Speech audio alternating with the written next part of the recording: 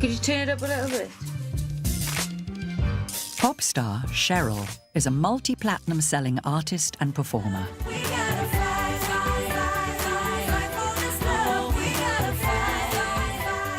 Performing for me has always been a huge part of my life.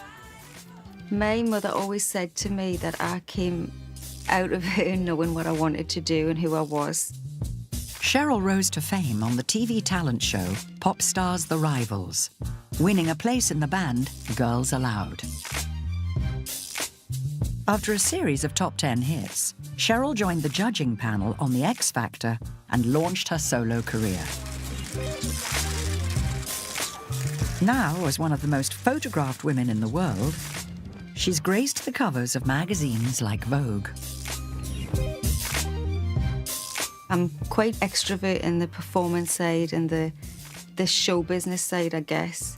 That's where I let loose. But in my private, everyday life, I'm quite reserved. I'm quite shy in a lot of ways. Born Cheryl Tweedy in 1983, Cheryl grew up on a Newcastle council estate in a large family. There was 5 kids in the house, so it was always crazy. And it was always nice being one of many, you know, you felt like a little gang, a little team. I was always at dance class, which was just a tiny little dance studio above the co-op, actually. But I absolutely loved it. I was there like 3 or 4 days a week, from 3. Nothing like glamorous, if you like, but just hard work. Cheryl now lives in London, but is proud of her roots and wants to know more about her family's history. Over the years, as you get a bit older, you start to wonder, right, well, where do I come from? I feel like I should be deeply rooted to the Northeast. I would think so. I feel that way. My dad, I think, is Geordie to the core and has been for centuries.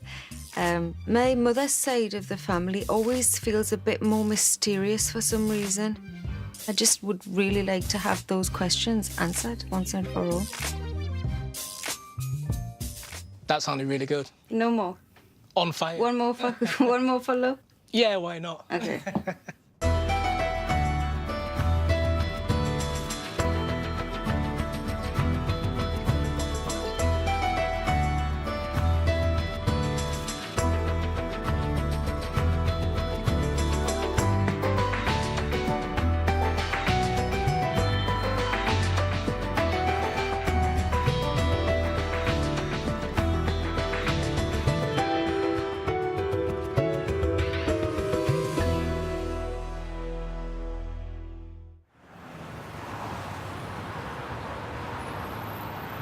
Cheryl's family still live in Newcastle, so she's decided to start her search there.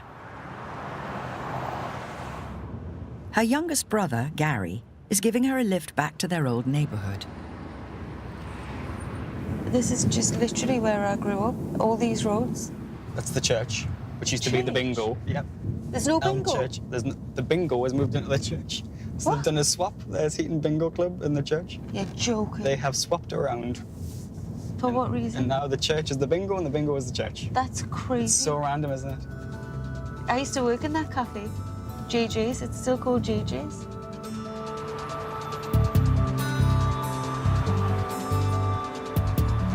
Cheryl's parents separated when she was 11. Her dad, Gary Sr., still lives in the same area.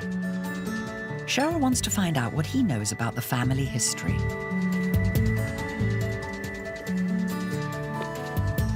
Dad!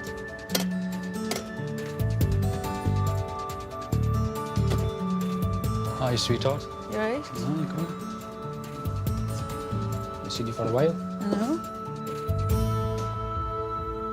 Well, I've got a few photos there I'll show you. Well, I know him. Well, that would be me. God, how old are you on there? I'm 17. 17? Yeah. I've got your face shape on there. I'm a proper Tweedy, like, aren't I? Yeah. That's your granddad with Uncle George.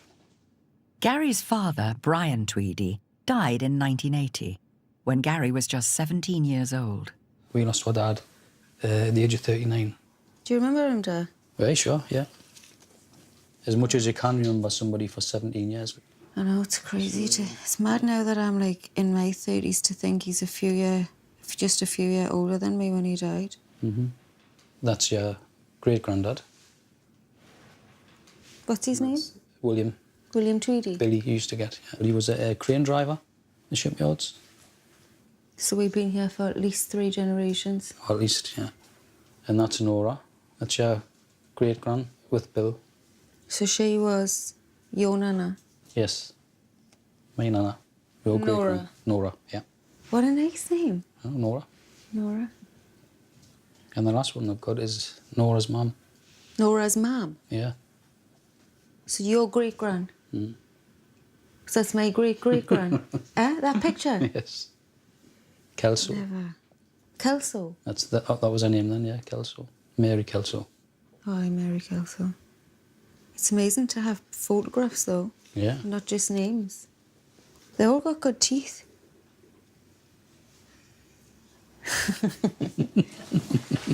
What's that? Well, I've got hold of a copy of a family tree, and it's mainly to do with my dad's side. From me, and moving up the Tweedy side, coal miners. Coal miners. And we move up through the Kelsos, and particularly this, I know nothing about that. Mariners, sailors. No way. Yep. So there's James Lane, mariner. John Wood Lane, mariner. His wife, Caroline. And then And the father. the father of those is also a mariner. Yeah. So that's 2 generations. I didn't see that coming at all. Not at all. Coal miners, yeah, maybe. Yeah. And I really love that idea, but mariners. That's a different thing altogether, isn't it? See, it's interesting because I hate the sea. I've always been afraid of it. And I used to have really bad dreams when I was little about drowning in the sea, being an old woman with a headscarf on, and I was the old woman. Well, there you are then. Isn't that weird? Very funny. So we've got your sea legs. Cheryl's discovered that on her father's side, she's descended from a family of mariners called the Lanes.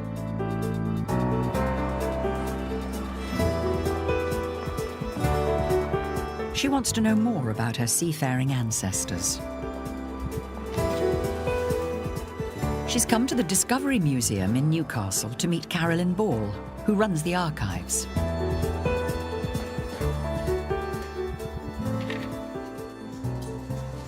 Hi, so I was wondering if you could help me a bit.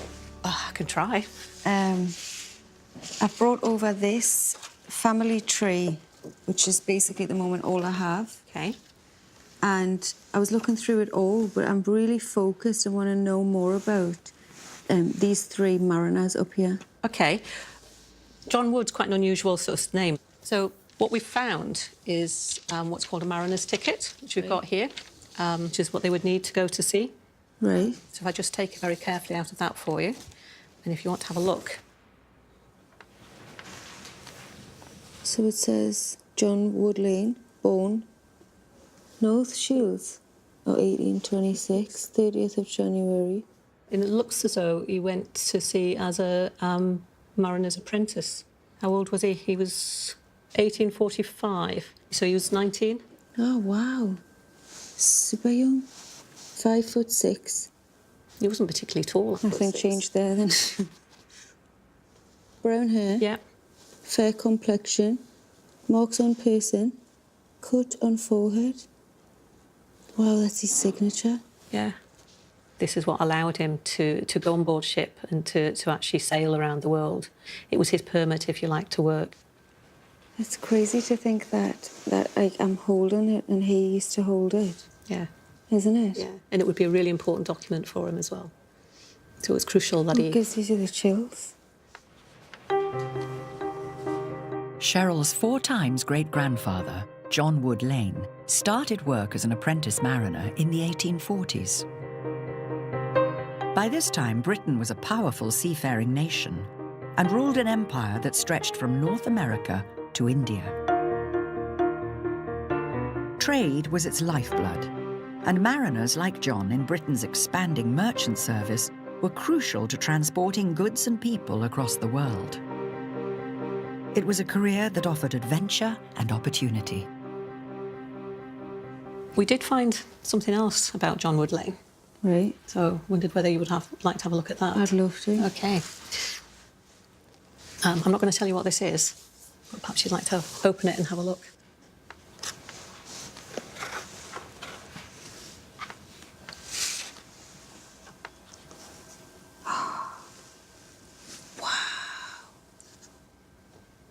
That's him? That's him. Wow. And is that Caroline? That's Caroline. He's amazing. He's so handsome. This is quite an unusual pose for a photograph Unusual. at this time. Yeah. If you look, you would usually expect Victorians to be quite formal in the photograph. They're quite relaxed. Quite relaxing. See, she's touching his thigh. Yeah. And he's got his hand on her shoulder. No, it's probably not their wedding photograph. They were married before this type of photograph was developed. But there is something special about it. You just get like a real sense of, almost like they were crazy about each other. Yeah, it does look like it, doesn't it? Doesn't it? Yeah. Like a real sense of affection. Like he's being protective and she's being... I've never seen one so informal. He's so cool. He's ahead of his time, like by a few centuries. Yeah. Thank you. That's all right. I almost don't want to give you it back. Oh, I'm going to have to take it back, I'm afraid. But because it's such a special thing, we thought you might want to take a copy of it away with you. Wow, thank you so much. John and Caroline were married in 1849 in North Shields. Cheryl wants to know more about their life there. So obviously we've worked out that John Wood Lane was in North Shields, so the obvious thing to look at would be the 1851 census. And this is the one for North Shields, Right. which includes... Caroline? Caroline? Yeah. That's all right. That's her. They lived at 2 Gibson Bank. And then Mary Jane, Mary Jane, daughter. 1. There's somebody missing. John? John. But she's the head of the family. But it doesn't say she was widowed. Maybe he was at Census not. sea. Perhaps he was at sea. I hope so. So everything points back to North Shields. I guess that's where I've got to go next. I think so. Cheryl's heading to North Shields, just a few miles up the coast from Newcastle, at the mouth of the River Tyne.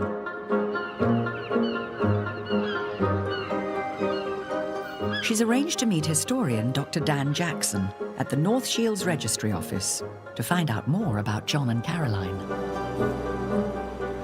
Okay, Cheryl, so if you look out this window here, you get a really good sense of the geography of North Shields. That's amazing.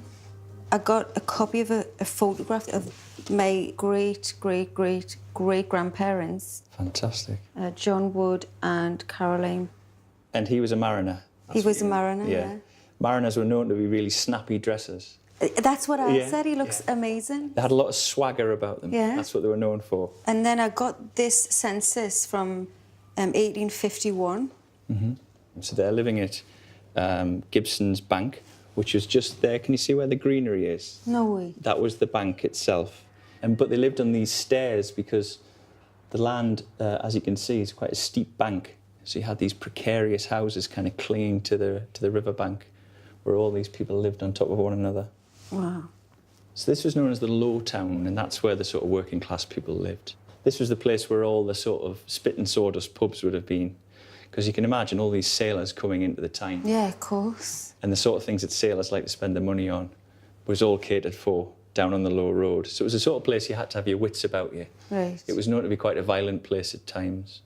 And up on the high ground was called the High Town, and that's where the posher houses were the big houses, where Dockwray Square and Northumberland Square and places like that. So there's a very obvious difference between the Class. class divide in the town.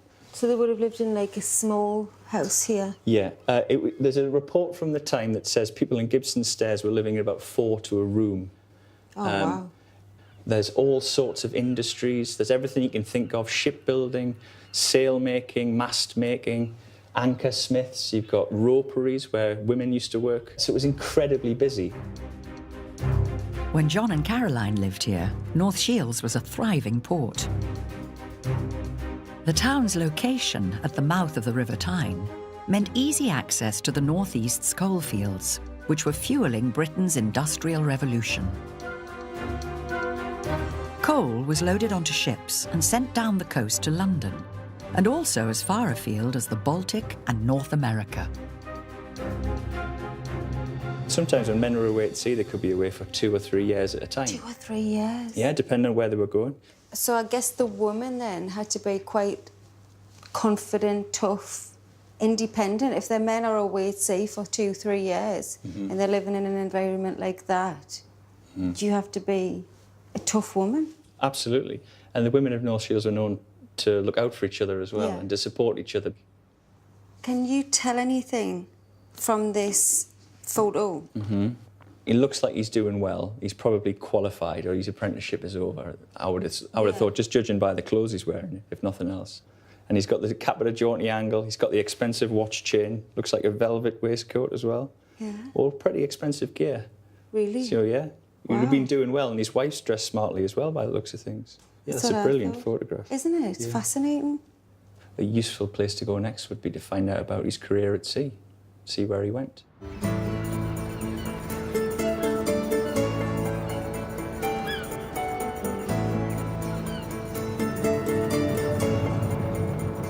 I'm really getting a sense of John Wood, Lane and Caroline.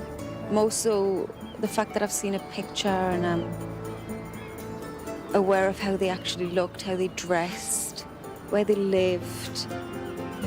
There's definitely a strong sense of tough northern Geordie women, starting with Caroline. So that tradition seems to have carried on, and I'm proud of the fact that they were strong and tough and hardworking. Cheryl's meeting maritime historian Dr. Helen Doe at the nearby Old Low Lights Museum to find out about John's career at sea. So I have this photograph of my great-great-great-great-grandparents. That's a wonderful photograph. Isn't it? It really is lovely. So far what I do know is that he had an apprenticeship ticket and that he lived on the bank there in North Shields. Your ancestor, John, finished his apprenticeship and he then became a second mate, which is actually quite a good step up on ships. And he was working in the coal trade. Well, this is the first document I've got for you, which tells you something about him. So this is a report of character, 1851. John Wood Lane, very good.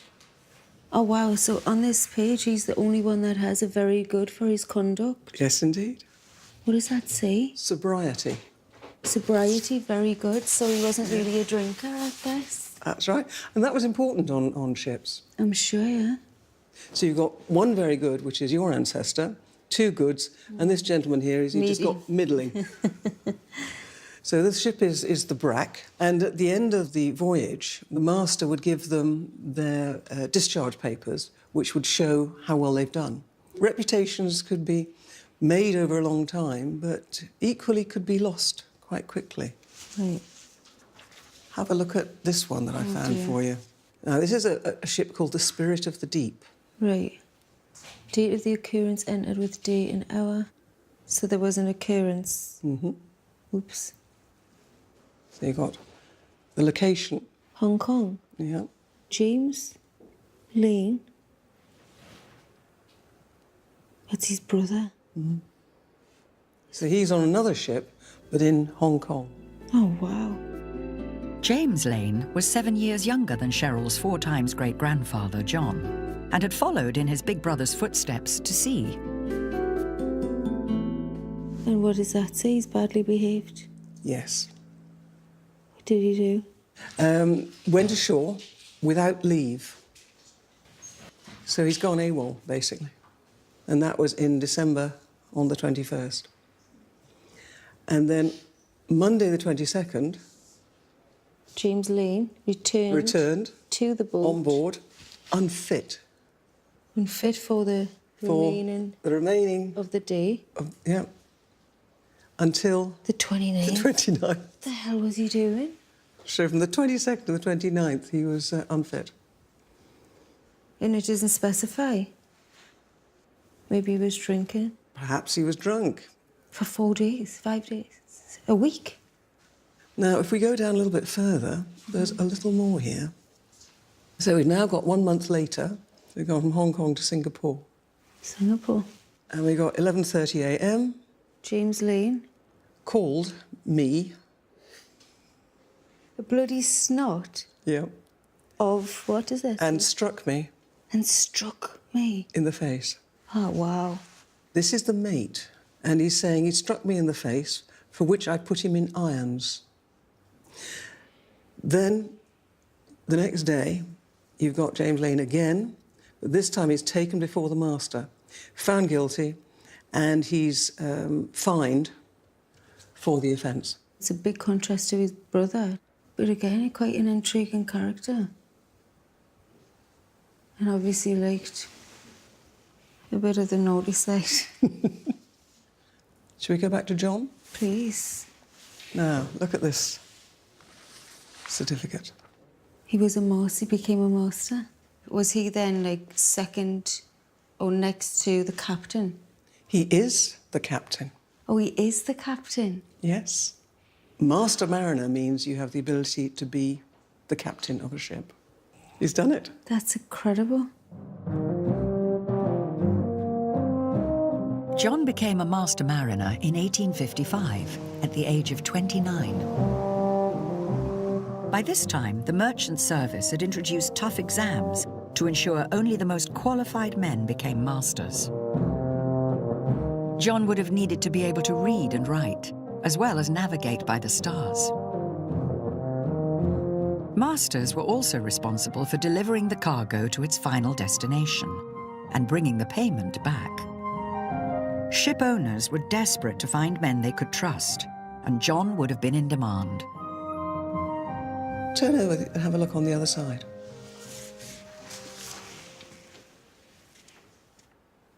$114 Churchway, North Shields. Yeah.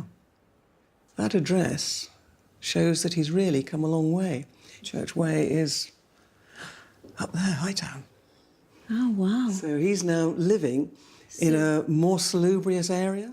I feel really, really proud of him, actually. He's done so And he well. should be, Yeah. yes. Got a better life for his wife and his children. Well, she's certainly now got status as well. Really. Can we go back to your photograph a moment? Yeah, We absolutely. can have a look at that So I in wonder a slightly different light if now. by now he was already a master. It's quite possible that that was taken to celebrate this very big step. Wow. And no wonder they're looking so proud. Yeah. This is a photograph showing status. And that's probably why it was taken. Makes complete sense now.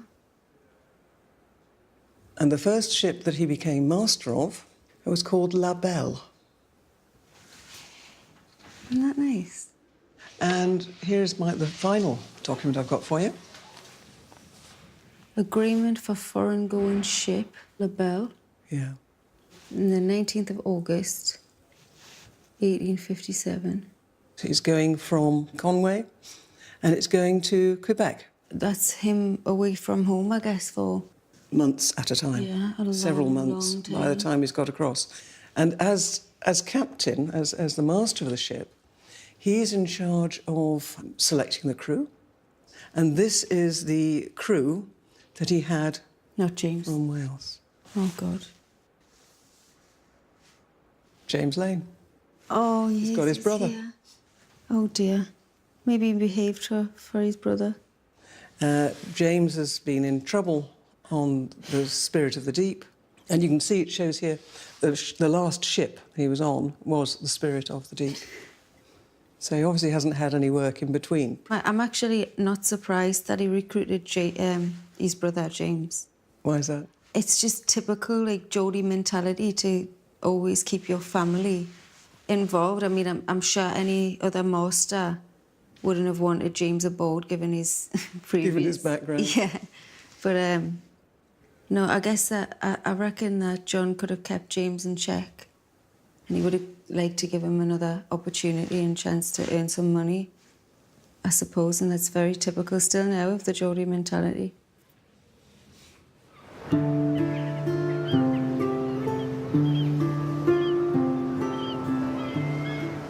It feels really nostalgic actually coming back here. I haven't been back here for a long time.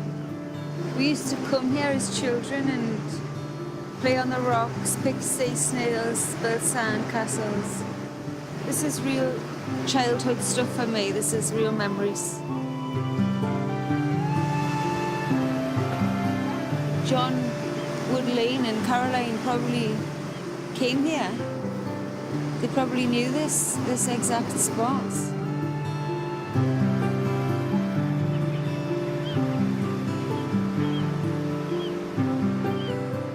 When I first started off researching about John Wood, I was finding out that he lived in a poor area and he wasn't really in a good way for his wife and having a young baby. So I was a bit concerned about that and what happened thereafter.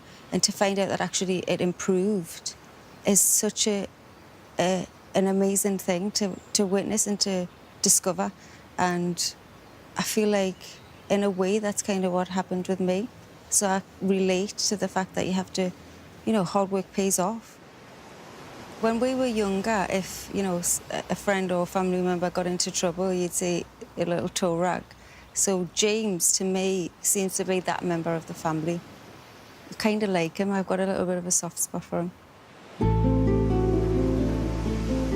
Cheryl knows that John and James set sail for Quebec in Canada in August 1857. It was a journey that could take several weeks. She's searching local newspapers for information about their voyage. Oh, here we go. Okay, here we go. The 6th of March, 1858. The La Belle Lane Master sailed from Quebec on the 10th of November for London, was spoken on the 14th of November between Gross and Crane Islands, and has not since been heard of. Wow. Was spoken on. It's hard to understand the meaning. Has not since been heard of. There's obviously a problem there. Big one.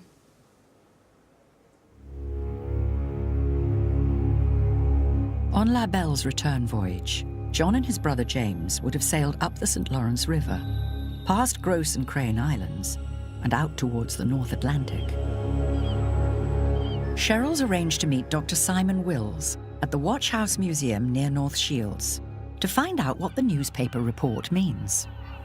So I have this cutting from the newspaper, which is quite concerning, really. I don't understand all of the language, which I was hoping you can help me with. Well, what's spoken on in Victorian times, ships' captains, when two ships passed each other, they'd hail each other. And so Captain Lane would have shouted out, La Belle from Shields heading for London. And the captain of the other ship would make a note of that. And when he got to port, he'd report that he'd seen La Belle. Right. It was just a way of keeping track of ships in those days because there wasn't any other means of communicating, no radio or anything like that. Well, I've got something to show you here. This is a list, a crew list of everyone who was on that voyage of La Belle. Mm-hmm. Yeah, okay. So this says Port of Shields, account of crew, foreign-going ship to be delivered at the end of the voyage. John Wood Lane, James Lane. It says deaths at the top. So they all died? They did, I'm afraid. What happened is the insurance company usually decided after a period of time that the ship would be written off, and that's when the men would be formally declared as dead. Some of them are so young as well. Look, this chap here, Robert Roberts, only 17. So your ancestor was pretty much the oldest person on board at 32. Very sad. My age. Yeah. So sad. We don't know exactly what happened to La Belle. This particular part of the coast of Canada was very dangerous.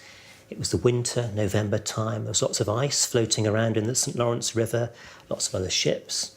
There was fog. Storms would suddenly blow up from nowhere.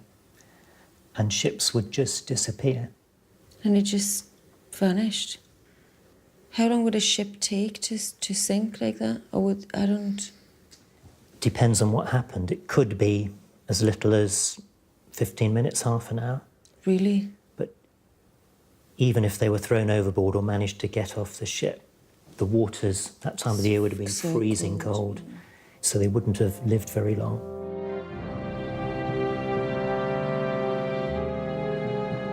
La Belle was the only ship John ever captained. It disappeared while on its return journey to England. John, James, and the entire crew were lost. In the mid-19th century, being a mariner was a treacherous job. There were over 800 shipwrecks a year off the coast of Britain alone, and transatlantic voyages, such as La Belle's, were even riskier. Ships could be blown hundreds of miles off course, and many, like La Belle, were never heard of again. Caroline was left a widow, with no financial support and a young family to bring up. Caroline would have only been 29. And on the family tree I have, my great-great-great-grandfather is another John Wood Lane. But I don't know, obviously, when John was born. I've got something that can help you here. This is a birth certificate. Yeah. John Wood, boy, father John Wood Lane, mother Caroline. In 1858, me, La Belle left England on the 19th of August, 1857. So she was actually pregnant the whole time. Wow. And John never saw his little boy. I know. That's so sad. I now really wonder about Caroline and what she went on to be and do. Well, we know from the 1861 census that Caroline went on to become a charwoman. You know that? Yeah. What's a charwoman? Well, she's sort of like an odd jobs lady, really. She'd take in sewing and do laundry for people and cleaning. So it was quite a come down for her, having been a captain's wife, at the bottom of the ladder, really, in terms of income at the time. She actually came from poverty, and then I guess she went back to poverty. I've got something else to show you. This is a memorial card. Oh, an affectionate remembrance of John W. Lane. Would this have belonged to Caroline? Yeah, I think she would have had that made. It's a very expensive thing to have made as well at a time when she had very little money. It's been so well kept. In the ship La Belle he went to sea, and thought not what his end might be. Now he lies buried in the deep, and has left his wife and children to weep. Though the raging sea o'er his body roll, do thou, Lord Jesus, receive his soul.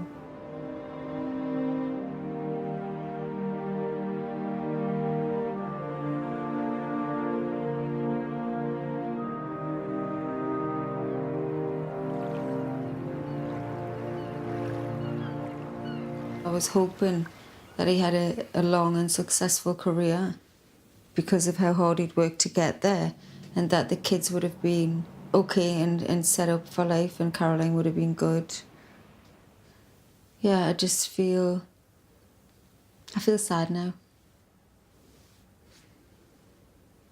I feel like I got to know John and Caroline. I feel like I did get a sense of them even as a couple. The way she's holding him, the way he's holding her. I just sense that they were really, really madly in young love, and it's a lovely feeling.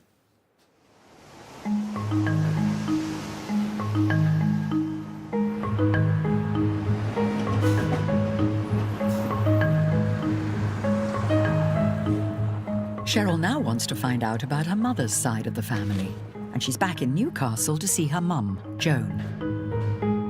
My mother is very much a friend. I can confide in her about anything. It just feels a bit more mysterious on that side of the family. I never heard stories, I never heard tales. I think she had a lot of questions herself when I was growing up. Hello. Hello. All right? Joan was born in Newcastle. Her parents were Joseph and Olga Callahan. Olga was born in 1932 and grew up with her twin sister, Renee. But Joan's always had questions about the rest of her mother's family. Even with me, it was all hush-hush, it was. Like there was something, like there was a hidden, like there was a secret or something. Like, don't ask, you weren't allowed to ask questions or know anything. It was mind your own business and you should be seen and not heard. You used to say that to us when we were little. No, I didn't. Yes, you did. Well, I can't remember that one, but I'm sure I can't. I just remember my mum telling me once that she's got a big family. There's about 11 of them, but most of them are adopted. 11 of them? 11 on her side, but I never, ever met any of them, never seen any of them. Do you not think that's weird? I think it's very strange. I do have a couple of old photographs I can show you. Right. Maybe, hopefully, a lead somewhere. That's my mum and dad getting married. He's quite handsome, isn't he, my dad? You look the double, yeah, man. Really? Do you think? Yeah, I do. So this is Auntie Renee's wedding. So there's Auntie Renee, obviously, you can see. My mum. And then this is my nana, your great nana. Oh, God. And she was called Edith Annie. Which is... Well, she looks happy on her daughter's wedding day. Doesn't she? Yeah. Wow. What is very strange is I never knew the granddad, whether he had passed away or what happened, whether they divorced. I don't know what went on. Was never spoken of, so I would really be interested to find out who my granddad was. This is all I've got of the older photographs. That's it? And that's it. That's it? That. So what am I... That's it. Well, the only thing I've really got to go off of is me nana and her sister's name. So do you know their maiden name? The maiden name was Ridley. Joan believes that her mother, Olga, came from a large family, but doesn't know anything more about them. Cheryl wants to get to the bottom of this, so she's ordered the marriage certificates for her grandmother and her grandmother's twin sister to find the name of her great-grandfather. Okay, so here we've got certificate for me nana in 1954. Father's name and surname, Joseph Ridley, deceased. So Renee's marriage was in 52 and he was deceased by then. Joseph Wilson Ridley.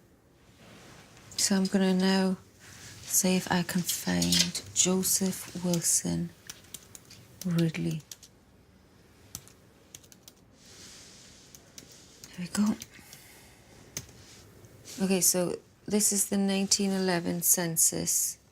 Name and surname, Joseph Wilson Ridley, head of the family. Age 29. So his occupation was a grocery warehouseman. Oh, so he worked at the co-op. Okay. Mary Ann Ridley. Wife. My mum said that her name was Edith Annie.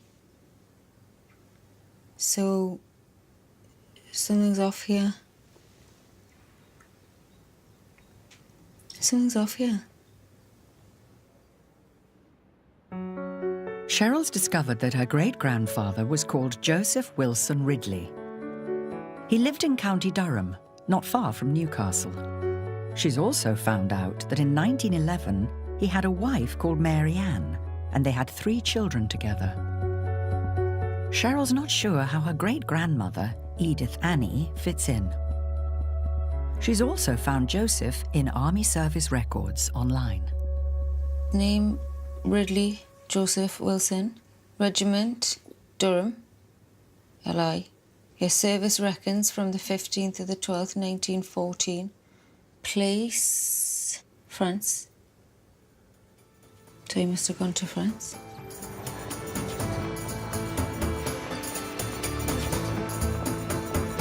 Cheryl's learned that Joseph served with the Durham Light Infantry during World War I.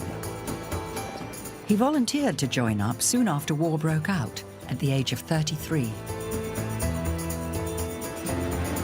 Cheryl wants to know more about Joseph's service and has decided to follow in his footsteps.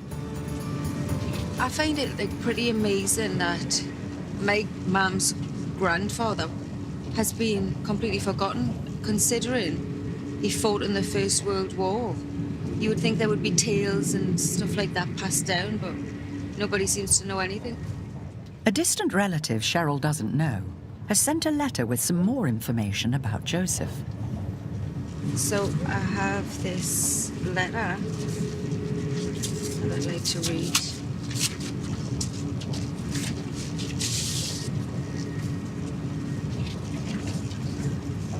Oh, wow.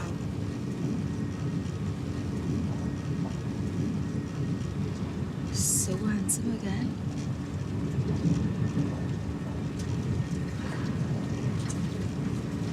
Dear relative, I am also a descendant of Joseph Wilson Ridley.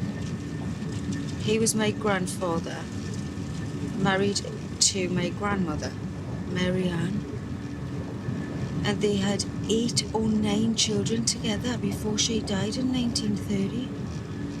Joseph was never really discussed in our family other than referenced in rather derogatory terms as Old Man Ridley. It seems after the death of my grandmother and Mrs. Burton was brought in as a housekeeper to look after the children, and then she fell pregnant with the twin girls. That's my great nana. Wow. It created quite a scandal in the community. A Ridley trait is that most of us have a quick temper, and from what I've been told, Grandad Ridley was no exception. Some in the family say he was troubled and volatile, and his temper would often be fueled by excessive drinking.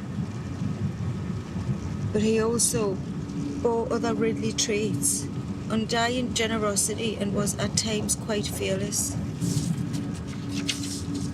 When his photograph surfaced, I felt a bit sorry that he seemed to have become sidelined and forgotten. There he was in a soldier's uniform, and he must have fought in World War I. Wow, that actually explains so much of why he was never talked about. So interesting. And he had, in the end, 11 children, which is what my mum said. And yeah, I mean, great nana must have been a young housekeeper that got involved with Mr. Old Man Ridley. When Cheryl's great-grandmother, Edith Annie Burton, had the twins in 1932, Joseph was a widower with a large family and a war veteran. To find out more about her great-grandfather's war experience, Cheryl's meeting military historian Dr. Helen McCartney. In 1915, Joseph was sent to the Western Front, where the British and their allies were fighting the Germans. By early 1916, Joseph's battalion was here, near Ypres in Belgium. Something I do know is that he joined the regiment in Durham, but I have no idea what he did or anything else really other than that. He joins the 11th Battalion, and the 11th Battalion is quite interesting. It's a different kind of unit than he trained with. Right. It's a pioneer unit, and this is a badge that he would have worn. Wow. And what does that actually mean? This here is a pick. Yeah. And this one here, down There's a here, gun. Yeah, there's a rifle. And that kind of sums up what the pioneers did. They were mainly a labour unit, but they were also trained as infantry. Right. So they were also soldiers. And that's what this represents, And that's labour what- and fighting. That's right. Wow. When Joseph arrived on the Western Front, he joined a war that had reached stalemate. The flat, bare landscape of northern France and Belgium offered little cover, and both sides were forced to dig down for protection. The British Army realised they needed to build an extensive network of trenches, so established specialist pioneer battalions like Joseph's. They were trained to fight, but also to dig. Joseph was expected to work throughout the night and in all weathers, often in open ground, in sight of enemy snipers. If you have a look down here, Yeah. you can see that they're actually quite narrow. Yeah, very narrow. And they're lined with these corrugated iron boards. And this is the kind of thing Joseph would have been making. Wow. And then putting in to shore up the sides of the trench. Because it's pretty wet round Yeah. here and it gets very flooded. And so a lot of the trenches would fall in. And so that he would have to keep digging out these trenches. That was one of the main things that they were doing around here. It's very small, very, considering they would have been quite big men, I would think. How many men would there have been lined up in here? Working parties were anything between 50 and 150 men. All in this trench? All in the trenches, either digging them or digging them out, repairing them. So you can see that the trenches are kind of zigzagged. Part of the reason for this is if a shell falls in one section of the line, it doesn't reverberate along the rest, and so the unfortunate people in that get affected by the shell, but not the rest of the line. Right. As well as digging trenches, pioneers like Joseph had to build railways, roads and bridges to keep the British Army moving. For their skilled work, pioneers were paid an extra 2 pence a day on top of their infantry wages. And actually one of the reasons the 11th Battalion of the Durham Light Infantry turns into a pioneer battalion is because it's full of miners. And it's estimated right at the beginning it's about 95% miners. Wow. And that gives them a huge advantage because they've been used to hard physical labour. But Joseph isn't a miner, and he's a grocer. And I want to show you a diary entry from later in the war, which shows you how some members of the battalion viewed people who didn't come from the same background as them. Have a look at this here. Okay. A draft of 52 men arrived. Only 3 of these men were suitable for pioneer battalion. Grocers, agents, musicians, etc. are not fitted for the hard work of pioneering. So that guy's not happy about people that are not miners or... That's right. Joseph's going to have to work really, really, really hard to prove himself. You know, I always heard about trenches and how they were used, but I never really thought about how they were actually made. And knowing that Joseph was part of the labour of that is a big deal of helping the soldiers survive.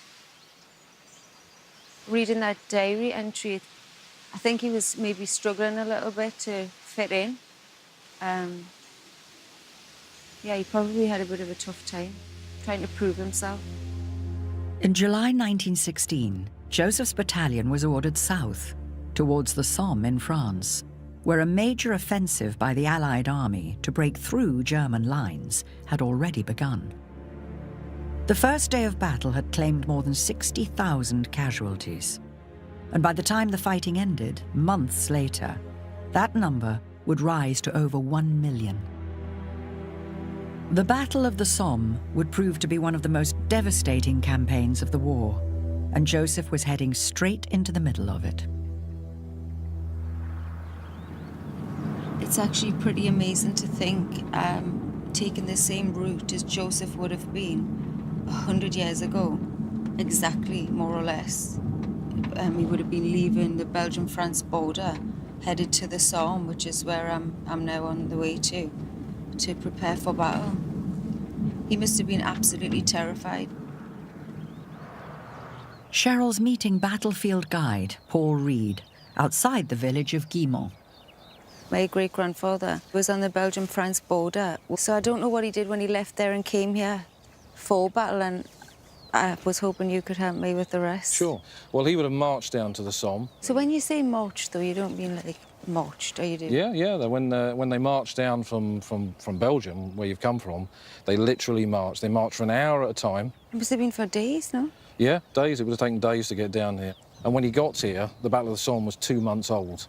So they've been fighting in that direction, the beginning of the battle in July, and over 2 months, gradually, they'd pushed the Germans back to a point where the artillery had smashed this landscape to pieces. It was just a lunar landscape. I mean, when you look at photographs like these that show you the utter devastation of this area, this is the village of Guillemont that we're standing close to now, and as you can see, there's just nothing left. Wow. Everything's destroyed. By occupying Guillemont, the Germans were able to prevent the British and French front lines from advancing together. The British had already launched 3 failed attempts to take the village, at a cost of thousands of lives. Now, Joseph's battalion were ordered to prepare the ground for one final push. His battalion came from the edge of the wood over there towards here, and they were coming forward to dig advanced trenches here, so there was a shorter distance for the lads to move out across open ground. Right. So that meant for him, he was then exposed himself, standing there, of course, yeah. digging a trench in the open to enable others to get cover. So that's... Massive responsibility, huge job. It is. So on the 3rd of September 1916, his battalion was involved in an attack across this ground from the edge of the wood across what is now these wheat fields. They look very innocent today, but of course in 1916 these were killing grounds with the Germans dug in here with machine guns. As his battalion advanced, Joseph had to march over ground littered with the dead from previous battles. And the resistance he faced when they reached the German defences was ferocious.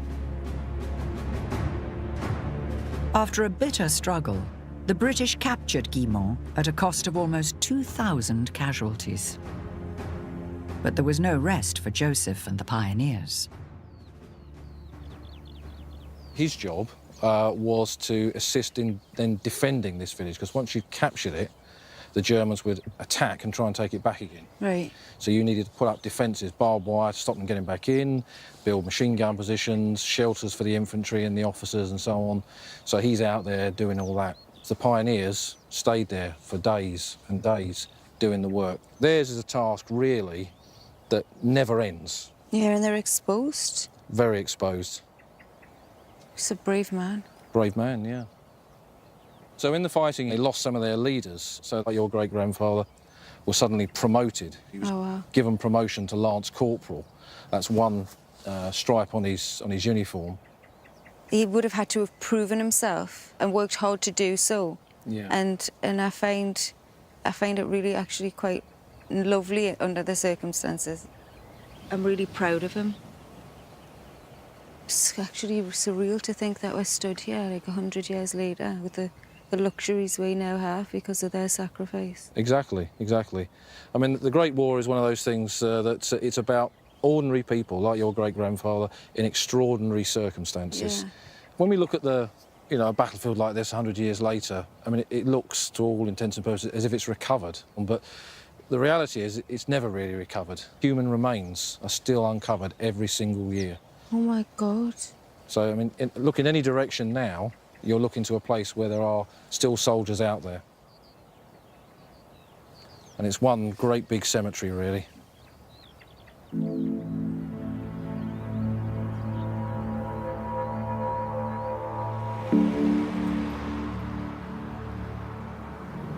Back in them days, nobody knew about post-traumatic stress or really understood or even cared really about the aftercare for soldiers that survived. So I'm really not surprised that he was drinking excessively. He probably needed some form of escape. And I'm sure that you would become quite an angry person after you'd experienced some of the horrific things they did here.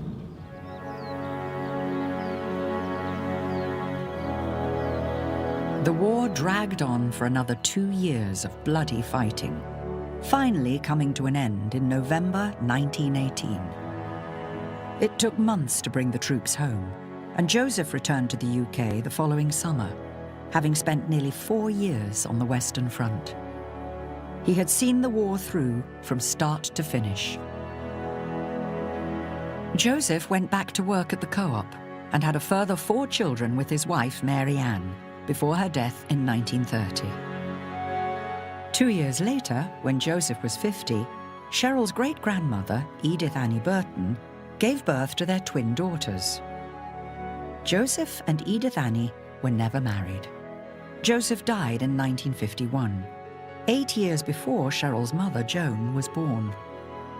Joan never knew anything about her grandfather, not even his name.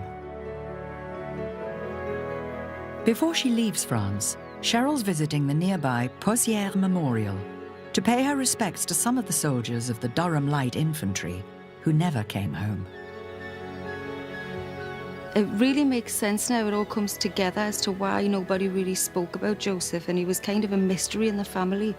He may have had a bit of a reputation afterwards of being a little bit disturbed, and he probably didn't want to talk about his war stories. I think there was a lot of men that didn't really talk about their experiences, and therefore nobody else did either. And I would guess part of it was because my great-grandma was his housekeeper, and in those days, having children out of wedlock was seriously frowned upon. So he was always a mystery, and now I can put a man to that mystery. Before I set off on this journey, I always had a great sense of the Northeast, and I always had a great instinct that I was rootedly from there. This whole experience has really told me that it's true when they say Northerners are made of tough stuff. There's just a great sense of resilience and strength there, and the fact that I'm from the Northeast all that time ago on both sides just is proof to me that what I thought and what I felt was the truth.